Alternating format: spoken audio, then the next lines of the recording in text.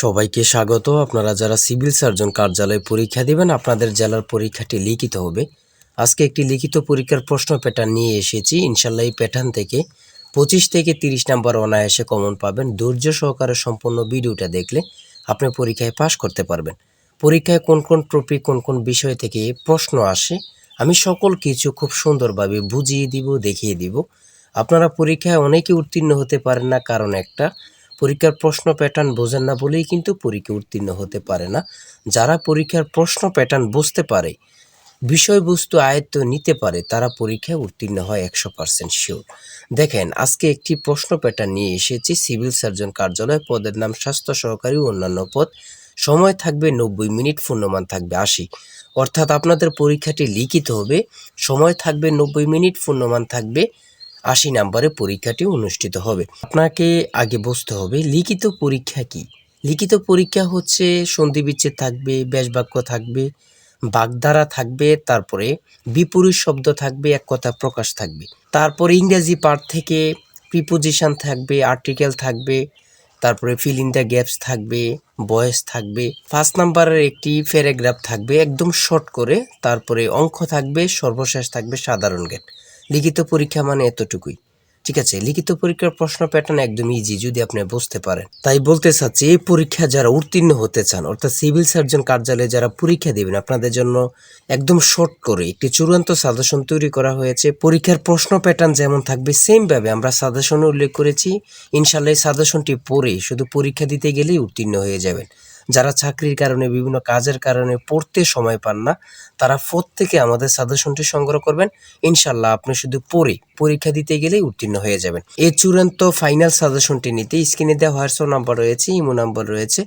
দুটোর মধ্যে যে কোনো একটি মেসেজ করে সাজেশনটি সংগ্রহ করুন। সাজেশনের মূল্য মাত্র 100 টাকা। আমি বলি, যারা সিভিল সার্জন কার্যালয়ে পরীক্ষা দিবেন, প্রত্যেকে আমাদের সাজেশনটি সংগ্রহ করবেন। ইনশাল্লাহ আপনি পরীক্ষায় উত্তীর্ণ হয়ে যাবেন। বেশি কথা বলবো না, যারা বোঝেন একটুতেই বোঝেন। দেখেন, এখানে সর্বপ্রথম রয়েছে কি সন্ধি বিচ্ছেদ। অর্থাৎ আপনাদের সন্ধি বিচ্ছেদ থেকে 5টা প্রশ্ন থাকবে।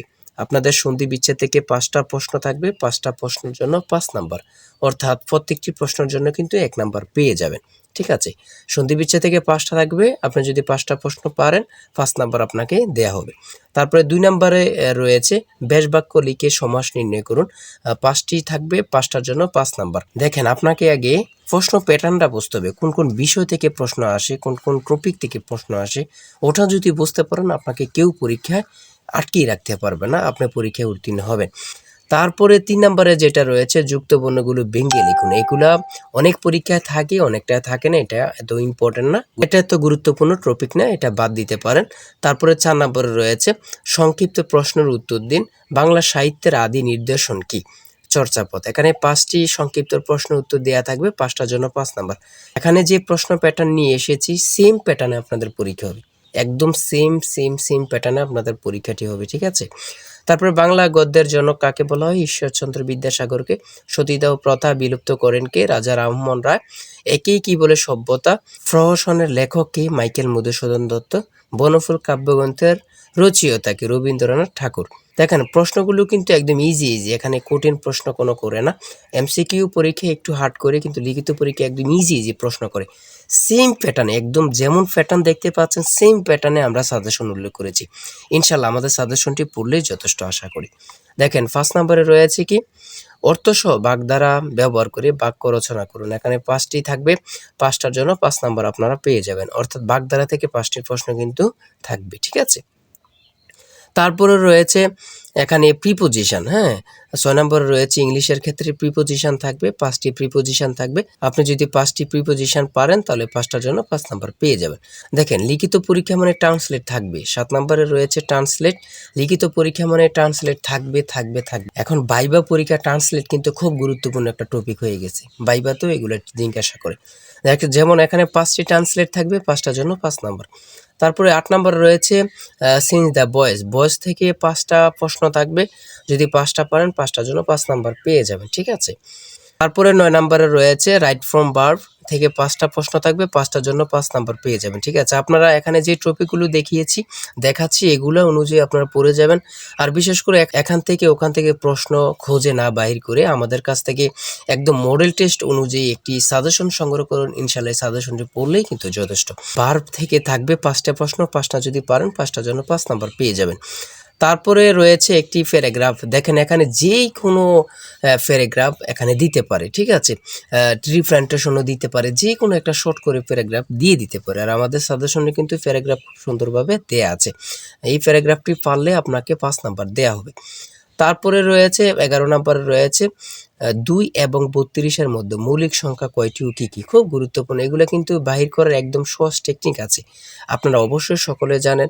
আর বিশেষ করে আমাদের প্রত্যেকটি প্রশ্নের ব্যাখ্যা ও সমাধান সহ দেওয়া আছে। এই যে এখানে যেমনভাবে ব্যাখ্যা সমাধান সহ দেওয়া আছে, সেমভাবে আরও ভালোভাবে আমাদের সাজেশনে ব্যাখ্যা ও সমাধান সহ পেয়ে যাবেন। এখানে প্রশ্নের সমাধানটি দেওয়া আছে, আপনারা দেখে নেন। হ্যাঁ, তারপরে রয়েছে 2টি সংখ্যার গুণফল 4235 এবং তাদের লসাগু 385, সংখ্যা দুইটির গসাগু কত। খুবই গুরুত্বপূর্ণ একটি প্রশ্ন। ঠিক আছে, সমাধানটি দেখে নেন, আপনারা যদি পারেন তাহলে 5 নাম্বার পেয়ে যাবেন। তারপরে ঘ নাম্বারে রয়েছে শতকরা বার্ষিক কত হার সুদে 60,000 টাকা 5 বছরের সুদ 6,000 টাকা হবে। 60,000 টাকার 5 বছরের সুদ কত টাকা হবে, একদম ইজি কিন্তু। হ্যাঁ, আপনারা সমাধানটা দেয়া আছে, আপনারা দেখে নেন। এই প্রশ্নের উত্তরটি পারলে 5 নাম্বার পেয়ে যাবেন। তারপরে রয়েছে কি, আমরা একটু দেখে আসি। একটি সোনার গহনার ওজন 16 গ্রাম, এতে সোনা ও তামার অনুপাত 3:1, এতে কি পরিমাণ সোনা মেশালে অনুপাত 4:1 হবে। ঠিক আছে, একদম সহজ কিন্তু, আপনারা এত ঘাবড়াবেন না বা মনে করবেন যে কি কঠিন লাগতেছে, না, এগুলো ব্রেন খাটাতে হবে। ঠিক আছে, হ্যাঁ, আপনি যদি মাথা না খাটান তাহলে কিন্তু আপনি বুঝবেন না। হ্যাঁ, এই প্রশ্নের উত্তরটি যদি পারেন আপনাকে 5 নাম্বার দেয়া হবে। তারপরে রয়েছে এখানে মান নির্ণয়ের একটা অঙ্ক, a cube minus B cube equal to 513 এবং a minus B equal to 3 হয়, তবে এ বি এর মান কত। এখানে সমাধানটা দেয়া আছে একদম ইজিভাবে, অ্যান্সার হয়েছে 54। আপনারা সমাধানটা দেখে নিন, পারলে কিন্তু 5 নাম্বার পেয়ে যাবেন। তারপরে সংক্ষিপ্ত প্রশ্ন সর্বশেষ, এখানে 15টি সংক্ষিপ্ত প্রশ্ন নিয়েছে, একদম খুব গুরুত্বপূর্ণ প্রশ্ন উত্তরগুলো নিয়ে এসেছি। দেখেন এখানে রয়েছে ইপিআই মানে কি। ইপিআই মানে কি খুবই গুরুত্বপূর্ণ।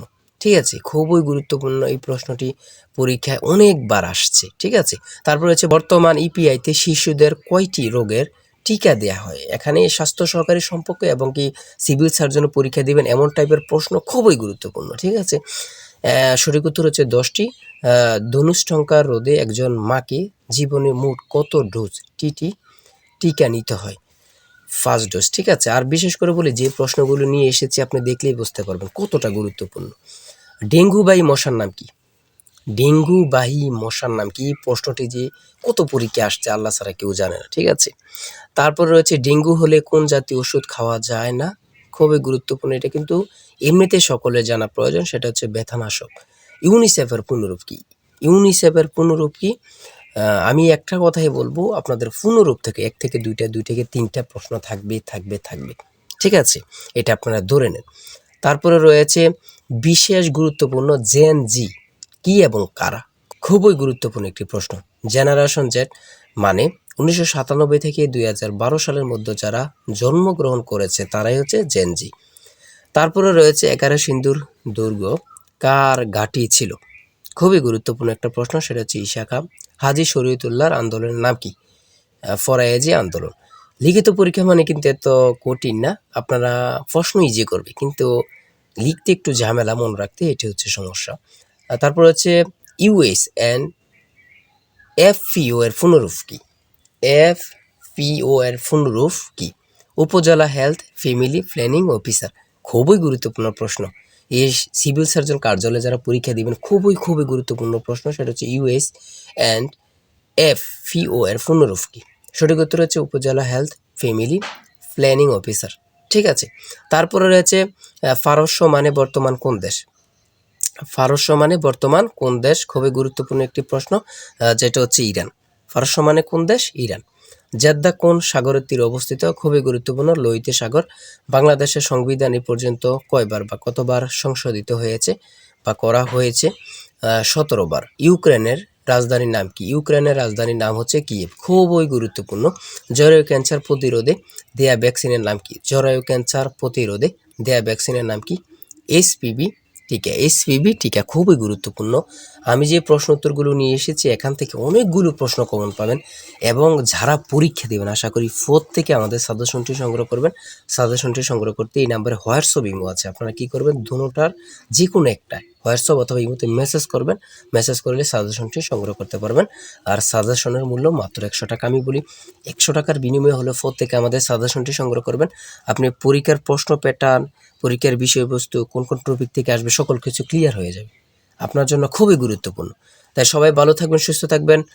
আজকের ভিডিও পর্যন্ত। আর অবশ্যই চ্যানেলটি সাবস্ক্রাইব ও পেজটি ফলো দিয়ে রাখলে আপনার পরীক্ষা হলে পরীক্ষার যে প্রশ্ন সমাধান, রেজাল্ট এবং ইত্যাদি সকল বিষয় নিয়ে আমরা ভিডিও আপলোড দিব। চ্যানেলটি সাবস্ক্রাইব ও পেজটি ফলো দিয়ে রাখলে সবার আগে চলে যাবে আপনার কাছে নোটিফিকেশন। তাই অবশ্যই চ্যানেলটি সাবস্ক্রাইব ও পেজটি ফলো দিয়ে আমাদের সঙ্গে থাকবেন। আজকের ভিডিও পর্যন্ত। আর ভালো লাগলে একটি লাইক করবেন। আল্লাহ হাফেজ।